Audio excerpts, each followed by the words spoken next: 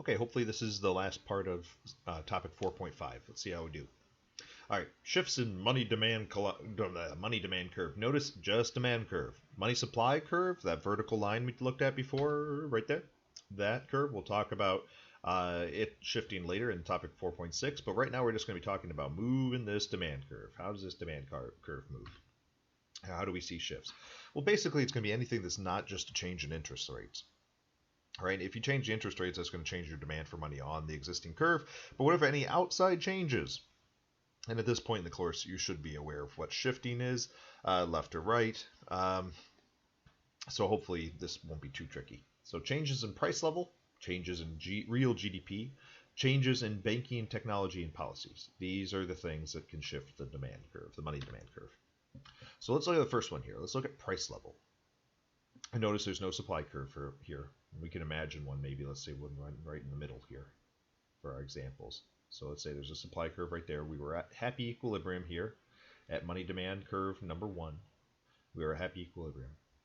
But now inflation, for whatever reason, the economy's growing. There's hopefully that's why, but for some reason there's inflation. So prices are going up.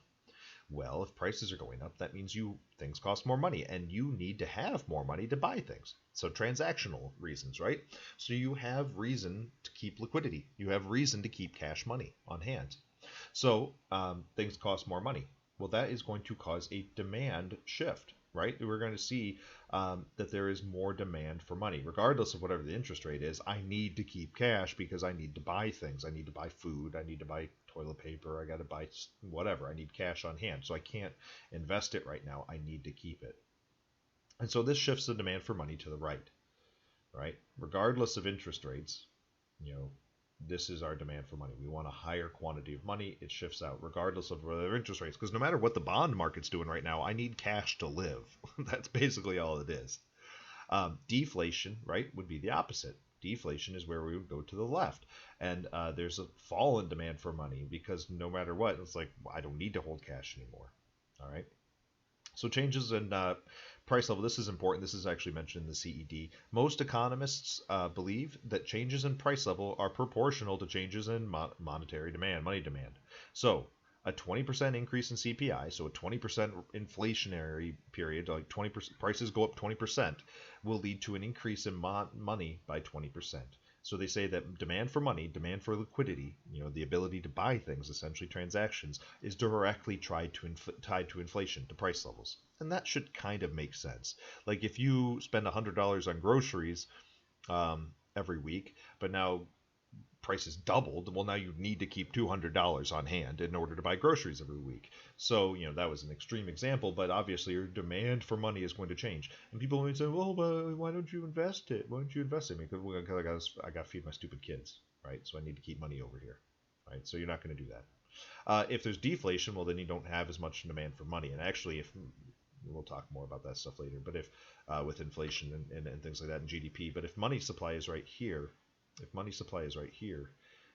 about what's going to happen to interest rates if the demand for money goes down. But anyways, if GDP, so first one is inflation. Price levels increase, money demand increases. Price levels decrease, money demand decreases. GDP. If GDP grows, that means people are buying more goods and services. There's more transactions taking place. That means that people are buying more stuff, and you don't buy stuff with illiquid assets, right? You don't buy things with stocks and bonds and physical assets and whatever else. You buy stuff with cash. So think about that. If GDP is increasing, and that means people are buying things, that means transactions are taking place, that means that, money. That means that you need cash. You need money to do these things. So I'm not going to put my money into bonds. I'm not going to put my money into any investments. I'm going to keep my money, and I'm going to try to I need to keep that money so I can keep buying things. So GDP growth is usually also, it's kind of similar to inflation with price levels. Usually GDP growth and inflation go together. Doesn't have to, but they can go together. And so if you see an increase in GDP, you're going to see an increase, a rightward shift of the demand for money. So when the economy is growing, there's more and more demand for money. Now notice the money supply may not have changed yet, but right now the increase in money is going to go that way. Well, think about this though. If GDP is decreasing, right? If GDP is decreasing and people are like, well, I don't need to hold on to as much cash, you might have more reason to invest into other things with your money. That would be a shift to the left. All right, banking technology. And this is a sort of a weird one here. But improved technology has led to a leftward shift for money. Think about that for a second.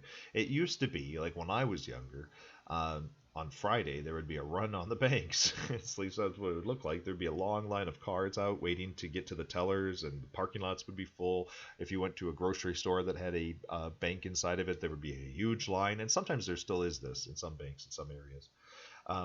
But why is that? Why was there such a huge demand for cash and liquidity every Friday, or at least every other Friday? Well, think about this. Before ATMs were really everywhere, and before credit cards, for better or worse, were everywhere, and debit cards were everywhere, it was harder to get money. All right? So it was harder to get money, and because of that, it was harder to access your cash. It was harder to access liquidity. And if you wanted to have, if you wanted to go to the grocery store on Saturday or Sunday, you needed to have cash in hand. And so that made an increase in demand for currency. I needed to have access to it. But as credit and debit and ATMs and all these new technologies started to come out, all of a sudden people were like, I don't need to keep as much cash on hand, and so they don't need liquidity right now, and so they're more willing to keep it set aside. So banking technology has actually also changed our demand for liquidity, our demand for cash. You might be more willing to keep more money in the bank and not keep it under your mattress. All right, let's take a look at some questions. Which of the following terms describes why households hold money to buy things? Well, I've said this one like 1,000 times. Excess reserves, that's a bank thing. Demand for loanable funds, we haven't even really talked about loanable funds market. Speculative demand, well, no, that's when you think the interest rates are going to be increasing. Precautionary motive, I'm obviously skipping around here. Precautionary motive, right? That's where you're worried about things collapsing. But we are holding money now to buy things, right? That's transactions. We need to go to the store. That's transaction motive. So you're holding on to cash so you can buy things. Nominal interest rates increased in Hamsterville, and there is less money available. Less money available. Now that's not demand. That's not saying there is less demand for money. That's less money available. That is important. Which of the following could have caused this change? Decrease in demand for money, increase in demand for money, decrease in the money supply, increase in the money supply, an increase in the demand for money, and a decrease in the money supply. Decrease in the money supply. So, the quantity of money only changes when money supply changes, and a decrease in supply of money increases nominal interest rates. So think about this. What that question was asking, the key phrase was here, and there is less money available. So increase in demand for money would, that would mean that interest rates were lower too. But we're saying interest rates are increasing, interest rates are going up, and there's less money available. That means that the central bank, for whatever reason, decided to start cutting the amount of money that's available to people. So that right there, that's the key takeaway, and there is less money available. This one, the reason why this one's not right, it says, and a decrease in the supply of money. Okay, so that's that part there. But think about what would happen if nominal rates are increasing, right? Do we see, is that an increase in demand for money or a decrease in demand for money? So think about that part there. If a new technology is invented that makes it easier to withdraw money from the bank, which of the following will occur in the money market? I don't want to read all of these. So pause the video if you need to. Take a second, look it over. A new technology is invented that makes it easier to withdraw money from the bank. Which of the following will occur in the money market? Well, think about this. Is there more or less demand for money now? All of us, I don't even know. I'm not that creative. What's some change that could happen? I mean, we have so many things, Venmo and all that stuff, PayPal. You can send money through Facebook. You can do anything nowadays. What's going to happen with the demand for money if all of a sudden it's even easier to get money out of the bank? Well, the demand for money will decrease. I was originally going to have this on the smartboard, but basically imagine another line drawing down here, right? We're going to shift left. All of a sudden people are like, I don't have to keep that much cash, right? I don't need to keep that much cash on hand anymore. So it'll be a leftward shift.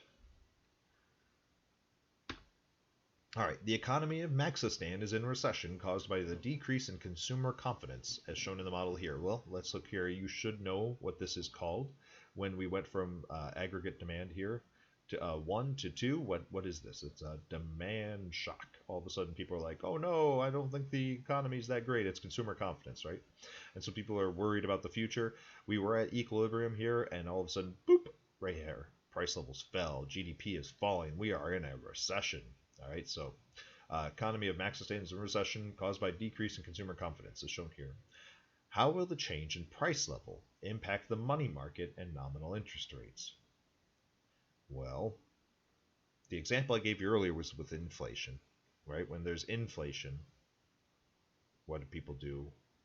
Now think about, well, what would happen with deflation? The economy is shrinking, GDP is decreasing, price levels are decreasing. What's going on? Which one of these? Like I said, I don't want to read all these. Pause your video, read it over, think it over, go back a couple of slides and look at the slides about price level and GDP. Demand for money decreases, nominal interest rates will decrease as well too. It's a left shift of money demand. All right, and go back and review that stuff there. If there is an increase in aggregate demand, so kind of going the opposite way, what happens in the money market? Well, okay. I mean, this one, if you got the last one, even if you didn't get the last one, I mean, you'd probably be able to figure it out now here. Well, here, this is basically the opposite, right? So in this one, we were talking about decrease in aggregate demand, a leftward shift, where demand shock was playing in here, so that caused a leftward shift. Well, if there's an increase in aggregate demand, that's a right shift of aggregate demand.